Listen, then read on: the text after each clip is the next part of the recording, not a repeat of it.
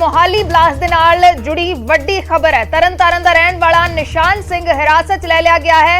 निशान सिंह दी शमूलियत इस मामले दे विच सामने आ रही है। सरहद नेड़े पिंड कुल्ला दा रहन वाला है निशान सिंह। तरनतारन दा रहन वाला है। तरनतारन दे पिंड कुल्ला दा रहन वाला है। पहला भी क्रिमिनल बैकग्राउंड है। मोहाली ब्लास्ट मामले दे विच निशान सिंह दा नाम सामने आया है ते हिरासत च ले लिया गया है। फरीदकोट ते मोहाली पुलिस दे ज्वाइंट ऑपरेशन च इसनूं काबू किया गया है। पहला भी क्रिमिनल बैकग्राउंड रहा है। फरीदकोट जेल दे विच निशान सिंह बंद रह चुका है ते एनडीपीएस ते आर्म्स एक्ट तहत इस ते पहला भी केस दर्ज ने। 26 साल दा है निशान सिंह। हुण तक करीब 20 लोकां नूं हिरासत च ले लिया गया है। वड्डी खबर मोहाली ब्लास्ट मामले दे नाल जुड़ी हुई। मोहाली दे विच परसों शाम 7:45 ते स्टेट इंटैलीजेंस हैडक्वार्टर ते हमला किया गया सी ते हुण इस मामले दे विच निशान सिंह दी शमूलियत सामने आ रही है। निशान सिंह नूं गिरफ्तार कर लिया गया है।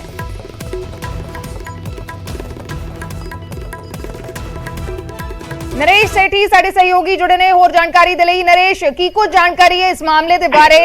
निशान सिंह दा नाम सामने आ रहा है, पहला भी जेल दे विच भी बंद रह चुका है। बिल्कुल अक्षय दसदी है कि मोहाली ब्लास्ट मामले में एक गिरफ्तारी हुई है निशान सिंह नामक व्यक्ति की, जो कि दसिया जा रहा है कि फरीदकोट तो गिरफ्तारी हुई है। हालांकि इस मामले में कोई अधिकारिक जानकारी साडे कोल नहीं है, पर सूत्रों के वाले तो जी सानू इन्फॉर्मेशन मिली है उस तहत दसदी है कि निशान सिंह जिहड़ा है भिक्खीविंड पिंड दे कुल्ला पिंड का रहने वाला, भिक्खीविंड थाने के कुल्ला पिंड का रहने वाला है और 26 साल की जिसकी उम्र दसी जा रही है। और दसिया जा रहा है कि मोहाली ते फरीदकोट की ज्वाइंट पुलिस वालों जो एक ऑपरेशन दौरान इन्हें गिरफ्तार किया गया और इसके क्रिमिनल बैकग्राउंड के बारे दसदी कि इससे कई तरह के एनडीपीएस से आर्म एक्ट के मामले जो दर्ज ने और फरीदकोट की जेल में भी काफी देर जो बंद रह चुका है। हालांकि इस मामले में कोई अधिकारिक जानकारी साडे कोल नहीं, पर सूत्रों के वाले तो जरूर सामने आया है कि इसकी गिरफ्तारी जी फरीदकोट और मोहाली पुलिस ने ज्वाइंट तौर पर जी की है। जी शुक्रिया नरेश पूरी जानकारी दे लई। तां सूत्रां दे हवाले तो खबर है निशान सिंह नूं गिरफ्तार कर लिया गया है। निशान सिंह दा नाम इस मामले च सामने आ रहा है। पहला भी क्रिमिनल बैकग्राउंड है, पहला भी जेल च बंद रहा है। एनडीपीएस एक्ट ते आर्म्स एक्ट दे तहत इसते कई मामले पहला भी दर्ज ने। तरनतारन दे पिंड कुल्ला दा रहन वाला निशान सिंह जिसनूं हिरासत च ले लिया गया है। हुण तक तकरीबन 20 गिरफ्तारियां इस मामले च हो चुकियां ने। मोहाली दे विच स्टेट इंटैलीजेंस हैडक्वार्टर दे उत्ते हमला किया गया है, जिस हमले नूं लैके हुण लगातार गिरफ्तारियां हो रही ने, जांच चल रही है।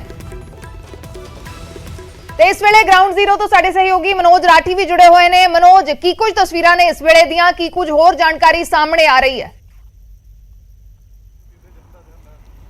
देखो गुरजोत, जिहड़ी भी हुण चीज़ां हो रही है, इन्वेस्टिगेशन जिहड़ी है की जा रही है। असीं बिल्कुल स्टेट इंटैलीजेंस हैडक्वार्टर जिथे ये इंसीडेंट होया सीगा परसों करीब 8 बजे उत्थे असीं मौजूद हाँ। हालांकि हुण इत्थे बिल्कुल नॉर्मल है, आवाजाही जिहड़ी है वो भी हुण इत्थे शुरू कर दी गई है, क्योंकि कल बैरीकेटिंग ला दी गई सी, लेकिन हुण जिहड़ी आवाजाही है वो शुरू कर दी गई है।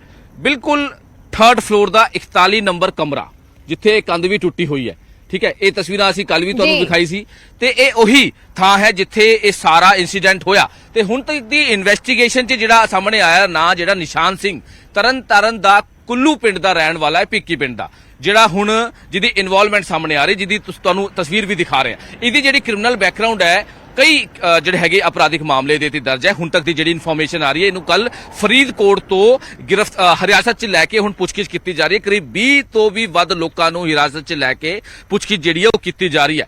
ਕਿਉਂਕਿ ਨਿਸ਼ਾਨ ਸਿੰਘ ਕੌਣ ਹੈ, ਨਿਸ਼ਾਨ ਸਿੰਘ ਦੀ ਕਿਸ ਤਰ੍ਹਾਂ ਦੀ ਇਨਵੋਲਵਮੈਂਟ ਹੈ, ਇਹ ਸਾਰੀ ਚੀਜ਼ਾਂ ਨੂੰ ਲੈ ਕੇ ਗੁਰਜੋਤ ਹੁਣ ਇਨਵੈਸਟੀਗੇਸ਼ਨ ਜਿਹੜੀ ਹੈ ਉਹ ਸ਼ੁਰੂ ਹੋ ਚੁੱਕੀ ਹੈ। ਕਿਉਂਕਿ ਹੁਣ ਇਨਵੈਸਟੀਗੇਸ਼ਨ 'ਚ ਟੈਕਨੀਕਲ ਆਪਾਂ ਗੱਲ ਕਰੀਏ, ਕਿਉਂਕਿ ਮੋਬਾਈਲ ਦਾ ਜਿਹੜਾ ਡੰਪ ਡਾਟਾ ਹੈ ਉਹ ਜਿਹੜਾ ਚੁੱਕੇ ਕਰੀਬ 7000 ਤੋਂ ਵੀ ਜ਼ਿਆਦਾ ਜਿਹੜੇ ਮੋਬਾਈਲ ਦਾ ਡੰਪ ਡਾਟਾ चुक के पुलिस ने इन्वेस्टिगेशन की सी। हालांकि उहदे विच सस्पैक्ट जिहड़े मोबाइल्स नंबर, उन्हां दे नंबर, उन्हां दे जिहड़े एड्रैस है वो पुलिस ने रिकवर किए हैं ते हुण उन्हां तो कोलों भी पुछगिछ जिहड़ी है वो की जा रही है। लेकिन जिहड़ा ये लॉन्चर जिहड़ा ये पूरा टारगेट किया गया, दस्सिया जा रहा है कि जिहड़ी हुण एनआईए दी कल टीम आई सी, होर भी जिहड़े इंटैलीजेंस दे खुफिया एजेंसी इत्थे पहुंचे सी, फोरेंसिक टीम इत्थे पहुंची सी, सारियां ने इन्वेस्टिगेशन करन तो बाद कई चीज़ां सामने आई हैं। इहदे विच की चीज़ है, पहली गल तुहानूं दस दईए कि जिहड़ी भी ये स्विफ्ट गड्डी का नाम सामने आ रहा है कि स्विफ्ट गड्डी विच जिहड़े आए हैं, यानी कि उन्होंने चलते चलते ये रोड तुहानूं दिखाने की कोशिश करते हैं। ये रोड दिखाने की कोशिश करते हैं कि जिथों उन्होंने ये टारगेट किया होना, ये वाला रोड, क्योंकि ये जिहड़ा रोड है ये बिल्कुल सामने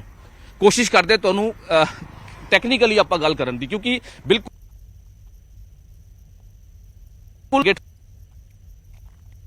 ਇਹ ਚਲਦੇ ਚਲਦੇ ਗੱਡੀ 'ਚ ਇਸ ਰੋਡ ਤੇ ਚਲਦੇ ਚਲਦੇ ਗੱਡੀ ਇਹ ਟਾਰਗੇਟ ਕੀਤਾ। ਟਾਰਗੇਟ ਕਰਨ ਤੋਂ ਬਾਅਦ ਸਿੱਧਾ ਜਿਹੜਾ ਰੋਡ ਜਾ ਰਿਹਾ ਕਿਉਂਕਿ ਬੈਕ ਸਾਈਡ ਤੇ ਵੀ ਰਸਤਾ ਹੈ ਜਿਹੜਾ ਮੇਨ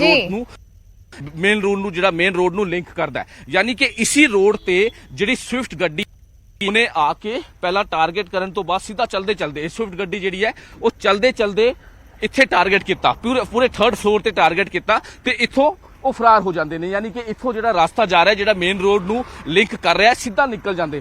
ਯਾਨੀ ਕਿ ਹੁਣ ਜਿਹੜੀ ਇਨਵੈਸਟੀਗੇਸ਼ਨ 'ਚ ਸਾਹਮਣੇ ਆ ਰਿਹਾ ਕਿ ਇਸ ਬਿਲਕੁਲ ਸਾਹਮਣੇ ਜਿਹੜੀ ਬਿਲਡਿੰਗ ਹੈ ਸਟੇਟ ਇੰਟੈਲੀਜੈਂਸ ਹੈੱਡਕੁਆਟਰ ਦੀ ਇਹਨੂੰ ਟਾਰਗੇਟ ਕੀਤਾ ਗਿਆ। ਹਾਲਾਂਕਿ ਹੁਣ ਜਿਹੜੀ ਵੀ ਪੁੱਛਗਿੱਛ ਕੁਐਸਚਨਿੰਗ ਹੋ ਰਹੀ ਹੈ, ਜਿਹੜੇ ਹਿਰਾਸਤ 'ਚ ਲਿੱਤੇ ਨੇ, ਡਿਟੇਨ ਕੀਤੇ ਹੋਏ ਨੇ ਨਿਸ਼ਾਨ ਸਿੰਘ ਦੇ ਨਾਲ ਹੋਰ ਵੀ ਜਿਹੜੇ ਲੋਕ ਡਿਟੇਨ ਕੀਤੇ ਹੋਏ ਨੇ ਉਹਨਾਂ ਕੋਲੋਂ ਪੁੱਛਗਿੱਛ ਵਿੱਚ ਕਈ ਵੱਡੇ ਖੁਲਾਸੇ ਗੁਰਜੋਤ ਸਾਹਮਣੇ ਆ ਰਹੇ ਨੇ। ਨਿਸ਼ਾਨ ਸਿੰਘ ਦੇ ਬਾਰੇ ਕੀ ਕੋਈ ਜਾਣਕਾਰੀ ਸਾਹਮਣੇ ਆਈ ਹੈ? ਨਹੀਂ, ਇਹਦੇ ਵਿੱਚ ਆਸ਼ੰਕਾ ਬਿਲਕੁਲ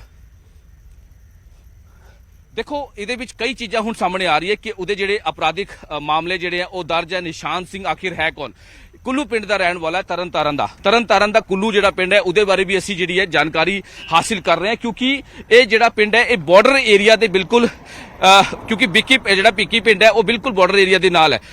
ਪਿਛਲੇ ਦਿਨਾਂ ਵੀ ਜੇ ਆਪਾਂ ਗੱਲ ਕਰੀਏ ਕਈ ਡਰੋਨਸ ਜਿਹੜੇ ਆ ਉਹ ਰਿਕਵਰ ਕੀਤੇ, BSF ਨੇ ਕਈ ਡਰੋਨ ਜਿਹੜੇ ਰਿਕਵਰ ਕੀਤੇ ਇਸ ਏਰੀਆ ਤੋਂ ਆ ਰਹੇ ਸੀਗੇ। ਕਈ ਜਿਹੜੀ ਸਪਲਾਈ ਹੋ ਰਹੀ ਸੀ ਕਿਉਂਕਿ ਕਰਨਾਲ 'ਚ ਜਿਹੜੇ ਆਤੰਕੀ ਫੜੇ ਗਏ ਨੇ ਉਹਨਾਂ ਨੇ ਜਿਹੜਾ ਖੁਲਾਸਾ ਕੀਤਾ ਹੈ ਮਾਸਟਰਮਾਈਂਡ ਜਿਹੜਾ ਹਰਵਿੰਦਰ ਸਿੰਘ ਰਿੰਦਾ ਦੀ ਗੱਲ ਕੀਤੀ ਹੈ। ਉਹਨਾਂ ਨੇ ਦੱਸਿਆ ਕਿ ਡਰੋਨ ਦੇ ਥਰੂ ਉਹਨਾਂ ਨੂੰ ਸਪਲਾਈ ਹੋ ਰਹੀ ਸੀ, ਜਿਹੜਾ ਗੋਲਾ ਬਾਰੂਦ ਹੈ ਡਰੋਨ ਦੇ ਥਰੂ ਉਹਨਾਂ ਨੂੰ ਸਪਲਾਈ ਹੋ ਰਹੀ ਸੀ।